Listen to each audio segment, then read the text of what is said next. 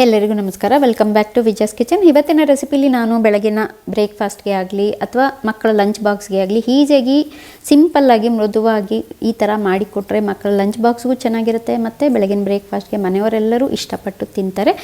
ಎಲ್ಲರೂ ಇಷ್ಟಪಟ್ಟು ತಿನ್ನುವಂಥ ಸ್ಟಫಿಂಗ್ ಚಪಾತಿ ಅಥವಾ ಪರೋಟ ಮಾಡೋದು ಹೇಗೆ ಅಂತ ನೋಡೋಣ. ಮೊದಲಿಗೆ ನಾನಿಲ್ಲಿ ಚಪಾತಿ ಹಿಟ್ಟನ್ನು ಕಲಿಸ್ಕೊಳ್ತಾ ಇದ್ದೀನಿ. ಅಂದರೆ ಇಲ್ಲಿ ನಾನು ಅರ್ಧ kg ಗೋಧಿ ಹಿಟ್ಟನ್ನು ಒಂದು ಬೌಲಿಗೆ ಹಾಕ್ಕೊಂಡಿದ್ದೀನಿ ಮತ್ತು ಇದಕ್ಕೆ 1 ಟೀ ಸ್ಪೂನ್ನಷ್ಟು ಉಪ್ಪು ಮತ್ತು 1 ಟೇಬಲ್ ಸ್ಪೂನ್ನಷ್ಟು ಎಣ್ಣೆನ ಹಾಕಿ ಇದನ್ನು ಮೊದಲಿಗೆ ಒಂದ್ಸರಿ ಎಲ್ಲ ಮಿಕ್ಸ್ ಮಾಡ್ಕೊಳ್ಳೋಣ. ಇಲ್ಲಿ ನಾನು ಗೋಧಿ ಹಿಟ್ಟನ್ನು ತೊಗೊಂಡಿದ್ದೀನಿ. ನೀವು ಗೋಧಿ ಹಿಟ್ಟು ಬದಲಾಗಿ ಮೈದಾ ಹಿಟ್ಟನ್ನು ಕೂಡ ಯೂಸ್ ಮಾಡ್ಕೊಬೋದು. ಇದಕ್ಕೆ ನಾನು ಇವಾಗ ಸ್ವಲ್ಪನೇ ನೀರು ಹಾಕ್ಕೊಂಡು ಮಿಕ್ಸ್ ಮಾಡ್ಕೊಳ್ತಾ ಇದ್ದೀನಿ. ಮತ್ತು ಇಲ್ಲಿ ನಾವು ಗೋಧಿ ಹಿಟ್ಟು ಬದಲಾಗಿ ಮೈದಾ ಹಿಟ್ಟನ್ನು ಕೂಡ ಮಾಡ್ಕೋಬೋದು.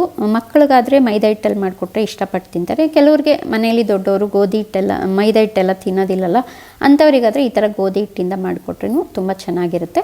ನೋಡಿ, ಇದು ನಾನೀಗ ಗೋಧಿ ಹಿಟ್ಟನ್ನು ಚೆನ್ನಾಗೆಲ್ಲನೂ ಮಿಕ್ಸ್ ಮಾಡ್ಕೊಳ್ತಾ ಇದ್ದೀನಿ. ಇದೆಲ್ಲ ಚೆನ್ನಾಗಿ ಮಿಕ್ಸ್ ಆದಮೇಲೆ ಒಂದು 2 ರಿಂದ 3 ನಿಮಿಷ ಈ ಥರ ಚೆನ್ನಾಗಿ ನಾದ್ಕೊಂಡ್ರೆ ಸಾಫ್ಟಾಗಿ ಬರುತ್ತೆ.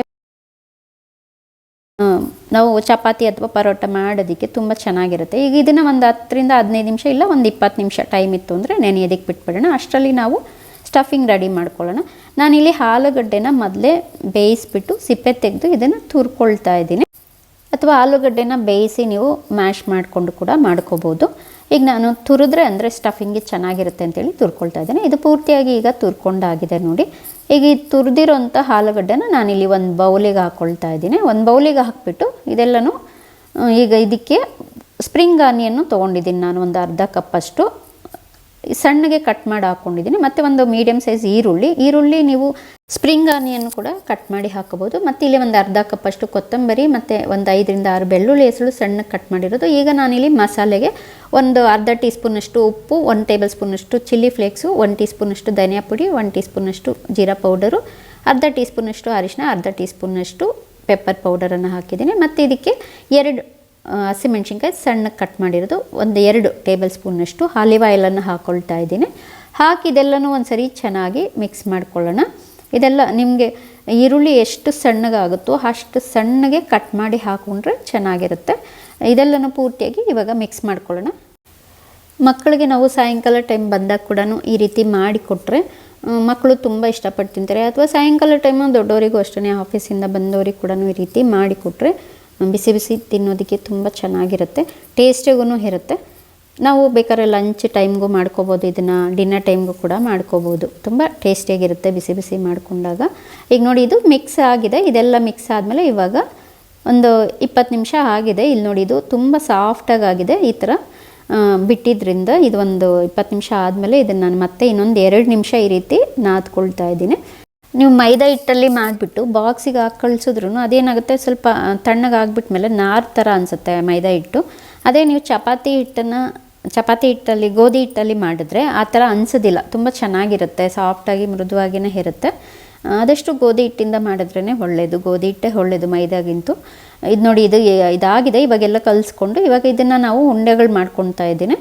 ನಿಮಗೆ ಯಾವ ಸೈಜಿಗೆ ಬೇಕೋ ಆ ಸೈಜ್ಗೆ ಚಪಾತಿ ಮಾಡೋದು ಆ ಸೈಜಿಗೆ ಮಾಡಿಟ್ಕೊಳ್ಳಿ. ಸ್ವಲ್ಪ ದಪ್ಪಕ್ಕೇ ಇರಲಿ, ಇದ್ದರೆ ಸ್ಟಫಿಂಗ್ ಎಲ್ಲನೂ ಆಚೆ ಬರದೇ ಇರುತ್ತೆ, ನೀಟಾಗಿರುತ್ತೆ. ಮತ್ತು ಲಟ್ಟಿಸೋದಕ್ಕೆ ಕೂಡ ನಮಗೆ ಈಸಿಯಾಗಿರುತ್ತೆ. ಈಗ ಉಂಡೆಗಳು ಆಯಿತು, ಇದನ್ನು ಕ್ಲೋಸ್ ಮಾಡಿ ತೆಗೆದಿಟ್ಕೊಳ್ಳೋಣ. ಒಂದೊಂದೇ ಉಂಡೆ ತೆಕ್ಕೊಂಡು ಲಟ್ಟಿಸ್ಕೊಳ್ಳೋಣ. ಈಗ ನಾನು ಸ್ವಲ್ಪ ಮಣೆ ಮೇಲೆ ಸ್ವಲ್ಪ ಹಿಟ್ಟನ್ನು ಹಾಕ್ಕೊಂಡಿದ್ದೀನಿ, ಗೋಧಿ ಹಿಟ್ಟನ್ನು ಹಾಕ್ಕೊಂಡು ಮೇಲ್ಗಡೆ ಕೂಡ ಸ್ವಲ್ಪ ಗೋಧಿ ಹಿಟ್ಟನ್ನು ಹಾಕ್ಕೊಂಡು ಇದನ್ನು ಲಟ್ಟಿಸ್ಕೊಳ್ತಾ ಇದ್ದೀನಿ. ಸೇಮ್ ನಾವು ಚಪಾತಿ ಎಲ್ಲ ಯಾವ ಥರ ಲಟ್ಟಿಸ್ತೀವೋ ಅದೇ ಥರನೇ ಲಟ್ಟಿಸ್ಕೋಬೇಕು. ನಾವು ಚಪಾತಿ ಉಜ್ಜೋದಕ್ಕೆ ಸ್ಟಾರ್ಟ್ ಮಾಡ್ತೀವಲ್ಲ, ಆವಾಗಲೇ ನಾವು ಪ್ಯಾನ್ನ ಬಿಸಿಗೆ ಇಟ್ಬಿಟ್ರೆ ಪ್ಯಾನ್ ಕೂಡ ಮೀಡಿಯಮ್ ಫ್ಲೇಮ್ನಲ್ಲೇ ಬಿಸಿ ಆದರೆ ಅದು ನಮಗೆ ಚಪಾತಿ ಕೂಡ ಕರೆಕ್ಟ್ ಹೀಟಲ್ಲಿ ಬೇಯುತ್ತೆ. ನೋಡಿ, ಇದು ಚಪಾತಿ ಲಟ್ಟಿಸ್ಕೊಂಡು ಆಗಿದೆ. ಇವಾಗ ಇದಕ್ಕೆ ನಾವೇನು ಮಾಡಿಟ್ಕೊಂಡಿದ್ದೀವೋ ಈ ಒಂದು ಸ್ಟಫಿಂಗ್ನ ಹಾಕ್ಕೊಳ್ಳೋಣ. ಈ ಸ್ಟಫಿಂಗ್ ಅರ್ಧ ಚಪಾತಿಗೆ ಹಾಕ್ಕೊಳ್ಬೇಕಷ್ಟೇ. ಮತ್ತು ಸುತ್ತಲೂ 1 ಇಂಚಷ್ಟು ಇದು ಗ್ಯಾಪ್ ಇಟ್ಬಿಟ್ಟು ಹಾಕೋಬೇಕು, ಯಾಕೆಂದರೆ ನಾವು ಆಮೇಲೆ ಪ್ರೆಸ್ ಮಾಡಬೇಕಲ್ವ, ಅದಕ್ಕೋಸ್ಕರ. ಈಗ ಇದನ್ನು ಹಾಕ್ಕೊಂಡು ಸ್ಪ್ರೆಡ್ ಮಾಡಿಕೊಂಡು ಇವಾಗ ಇದನ್ನು ನಾನಿಲ್ಲಿ ಫೋಲ್ಡ್ ಮಾಡ್ಕೊತಿದ್ದೀನಿ. ಅರ್ಧಕ್ಕೆ ಮಾಡಿಬಿಟ್ಟು ಎಡ್ಜಸ್ನ ಈ ಥರ ಪ್ರೆಸ್ ಮಾಡ್ಕೊಳ್ಳಿ. ಕೈಯಿಂದ ಆಗಲಿ ಅಥವಾ ನೀವು ಫೋರ್ಕಿಂದ ಆಗಲಿ ಮಾಡಿಕೊಂಡ್ರೆ, ಫೋರ್ಕಿಂದ ಮಾಡಿದರೆ ಮಕ್ಕಳಿಗೆ ಸ್ವಲ್ಪ ಡಿಸೈನ್ ಥರ ಇರುತ್ತೆ, ಇಷ್ಟಪಟ್ಟು ತಿಂತಾರೆ ಅಂತ.